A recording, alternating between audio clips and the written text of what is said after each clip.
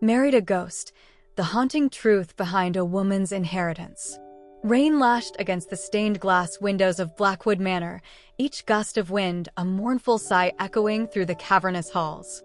Eliza stood at the threshold, the heavy oak door ajar, the darkness within beckoning her like a siren's call. Lightning illuminated the grotesque gargoyles perched on the roof, their stone eyes seeming to follow her every move.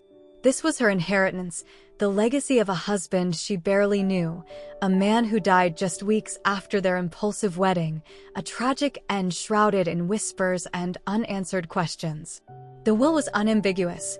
Eliza inherited everything, the sprawling estate, a relic of a bygone era, brimming with priceless antiques and shadowed corners, and the substantial Blackwood fortune, now hers to command. Yet, as she stepped inside, a glacial dread seeped into her bones. The air, thick with the scent of dust and damp earth, felt heavy and oppressive. The silence, broken only by the relentless drumming of the rain, felt like a watchful presence. She had come seeking closure, hoping to decipher the enigma that was Charles Blackwood. But Blackwood Manor was more than just a house. It was a mausoleum of secrets, a repository of grief and forgotten tragedies. As Eliza ventured deeper into its labyrinthine depths, she felt a disquieting certainty. Charles's death wasn't the end of their story, but a chilling prelude. She was married to a ghost, and the chilling mysteries of his past were about to become her terrifying present. Eliza Bellwether, a historian adrift in the clamorous modern world, found solace in the quietude of archives, seeking refuge in the echoes of forgotten lives. Romance felt like a distraction, an unnecessary complication in her pursuit of knowledge. She longed to unearth a story that would resonate through the ages, to breathe life back into the faded narratives of the past. Then, Charles Blackwood materialized, a wealthy enigma with haunted eyes and a melancholic smile. He was drawn to her sharp intellect and her genuine passion for history. She, in turn, was captivated by his vulnerability, his air of old-world charm, a flicker of sadness. He saw her like no one ever had. He knew about her troubled childhood and never judged her. He saw her pain. Their courtship was a whirlwind, a dizzying waltz through opulent restaurants, private art galleries, and stolen moments filled with hushed promises. Against the cautious counsel of her closest friends, who perceived Charles as possessive and unsettlingly secretive, Eliza succumbed to his allure, marrying him in an intimate ceremony held in Blackwood Manor's decaying chapel. She had never felt so happy, so full of love and life. The estate, a sprawling testament to generations of Blackwood wealth and eccentricity, became their sanctuary. It was a treasure trove of historical artifacts, a playground for Eliza's scholarly passions. Charles told her stories of his childhood, always so sad and lonely. His mother died when he was very young, and he always felt alone. However, their fleeting joy soon dissolved into a nightmare. Weeks after their vows, Charles was discovered lifeless in his study, an apparent suicide. The official verdict pointed to depression exacerbated by mounting financial pressures. Eliza couldn't reconcile the official narrative with the man she knew.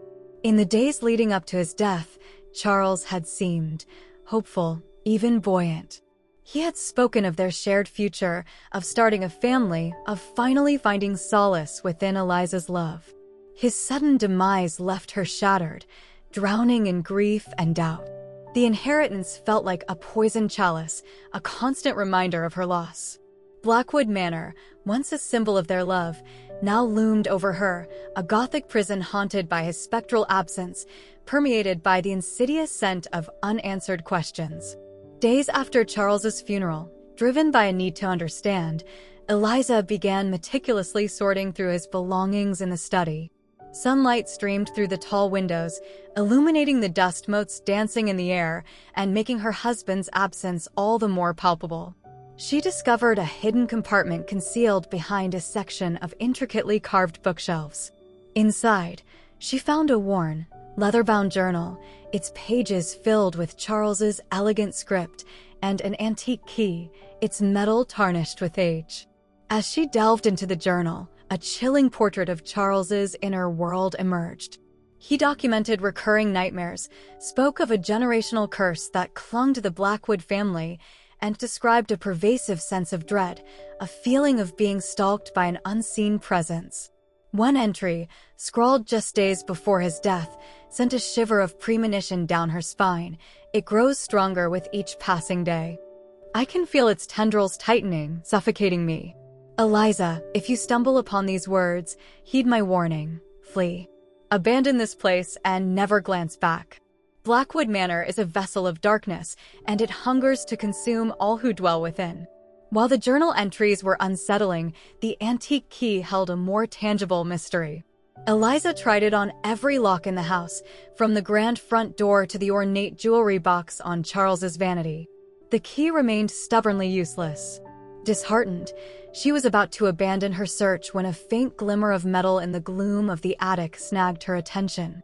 Tucked away in a forgotten corner, almost completely concealed beneath a mound of moth-eaten blankets, was an ancient wooden chest. With trembling hands, Eliza inserted the key into the chest's lock. It clicked open with a resounding echo, revealing the chest's contents: a bundle of aged letters, bound together with faded ribbon, a sepia-toned photograph, its edges frayed with time, and a small, exquisitely carved wooden box, its surface smooth and polished.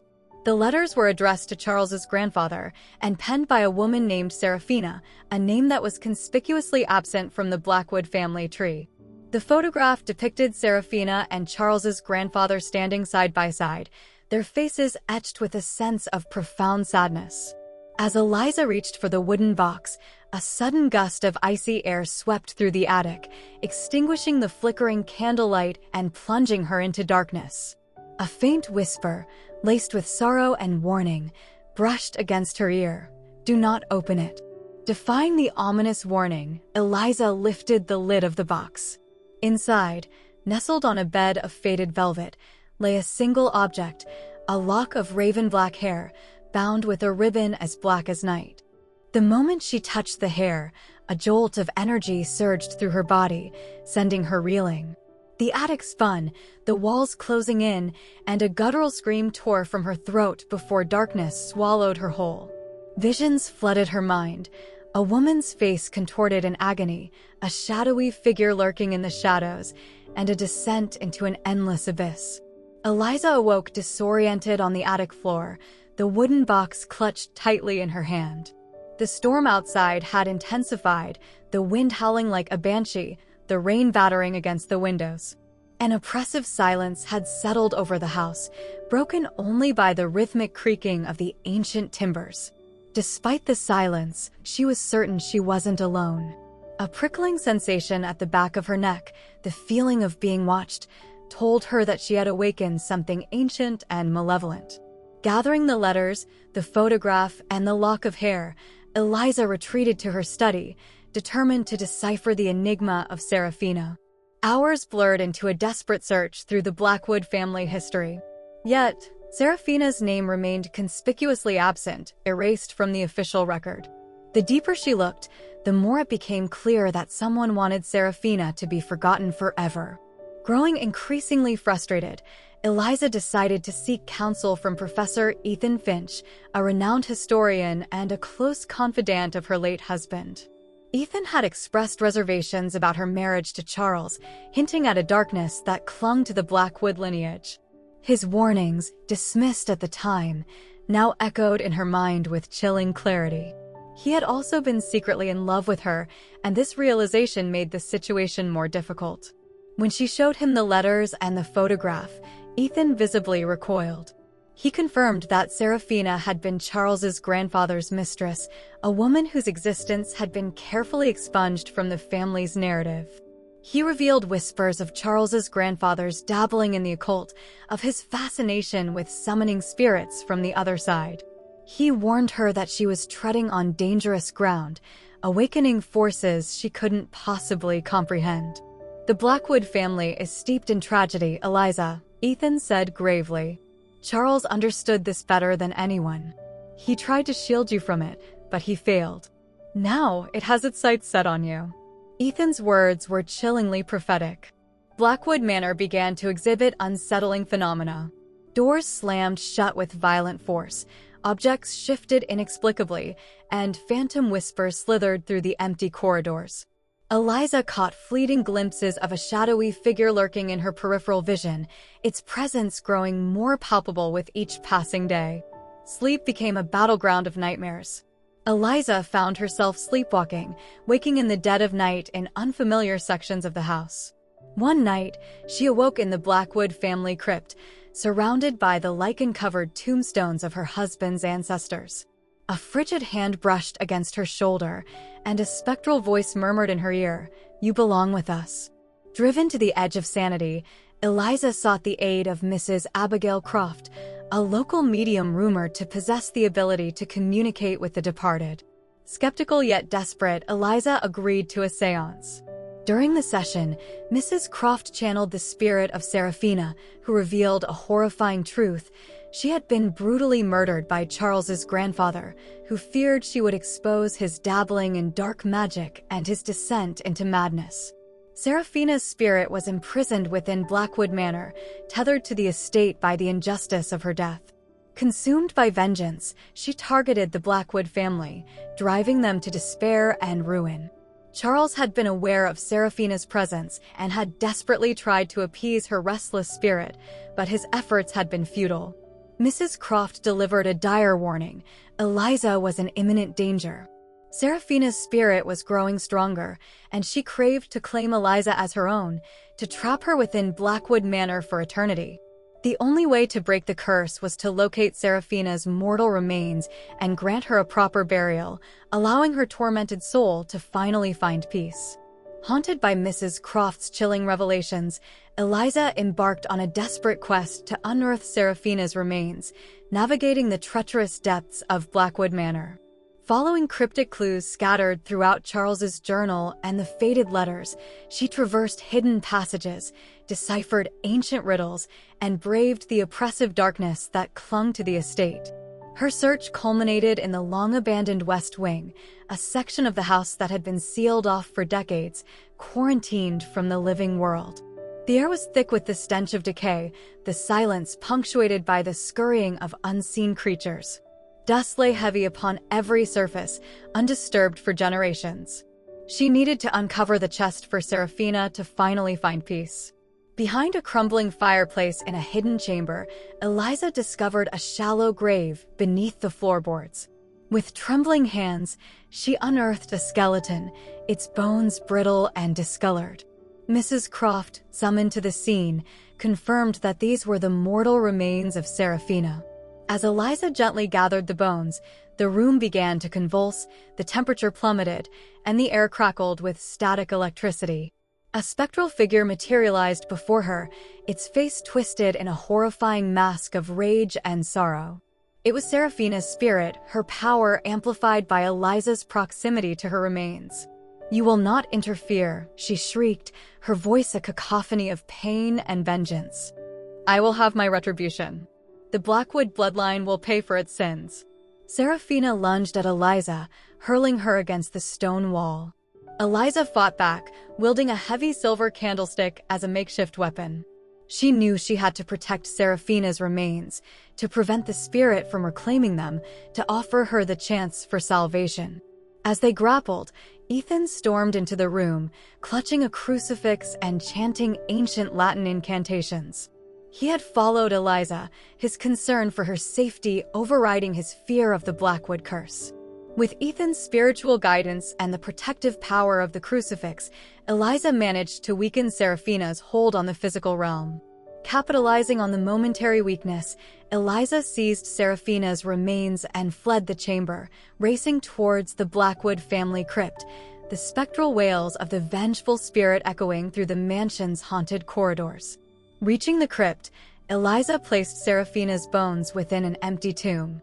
As she began to recite a heartfelt prayer for the departed, a beam of moonlight pierced the stormy sky, illuminating the tomb with an ethereal glow.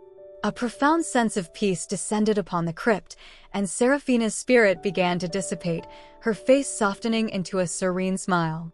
"Thank you," she whispered, her voice barely audible. "You have set me free."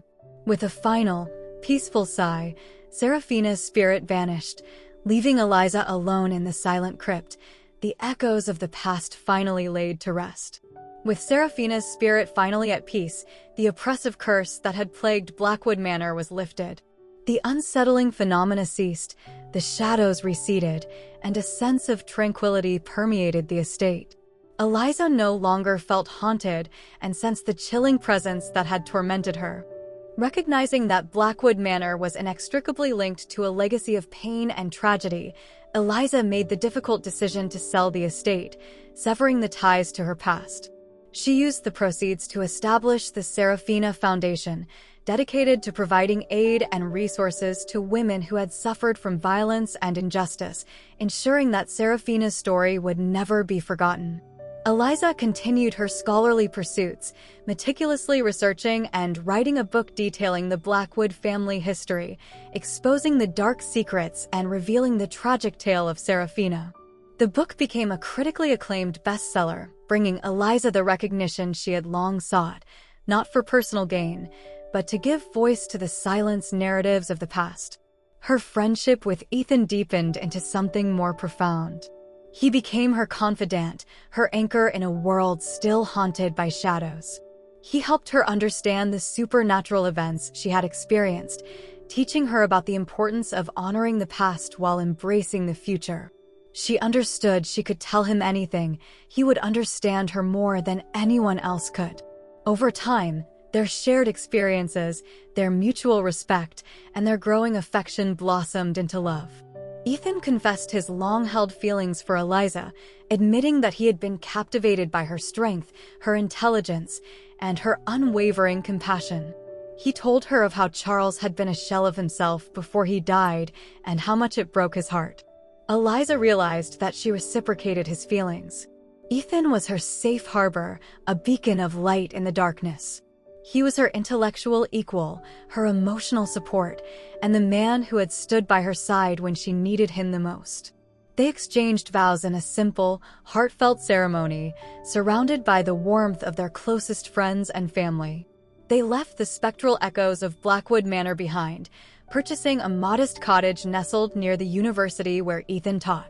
Eliza had finally discovered genuine peace and happiness, a love founded on mutual respect, trust, and shared values, rather than secrets and sorrow.